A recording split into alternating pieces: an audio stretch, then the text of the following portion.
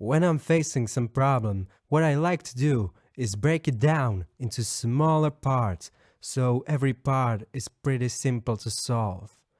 What we did in the explanation video was we go through the array, we swap numbers, we make the array smaller, and repeat that. So we have to have some outer cycle that repeats the step that I just named out, and we are repeating them until there is only one number. So for I smaller than input blank minus 1, in each iteration we bubble elements, right? So we go through every number, but we stop when we either reach the end or we reach the number that is in correct place. And since in every iteration biggest number gets to its correct place, and at the beginning there is none, I represents the number of sorted elements. So we loop from 0 to length minus I. But since we are comparing number on index j with number of index j plus 1, we have to stop when j plus 1 is smaller than length minus e, right? Otherwise, we would reach behind the array. And the rest is simple. If the number on index j is bigger than number on index j plus 1, we swap them. And I already explained in selection sort how to do that. So that is all there is to it.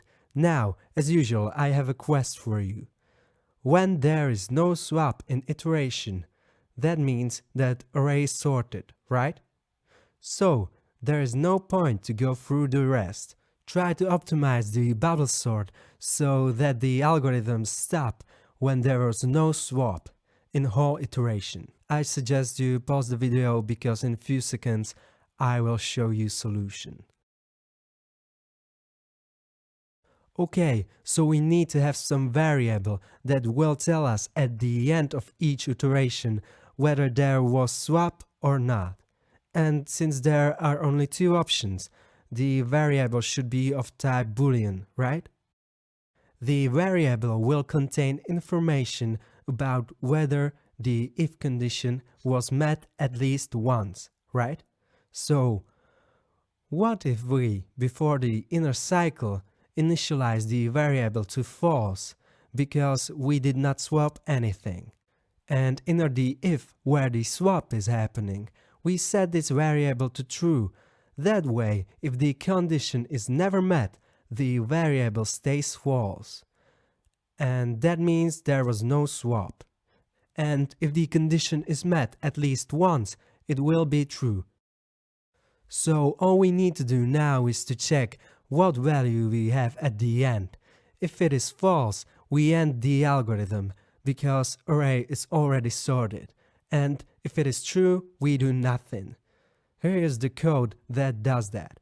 So there is the variable swapped, which is initialized to false and is set to true when swap occurred. And in the end of each iteration, we check whether there was swap. And if there was no swap, we return.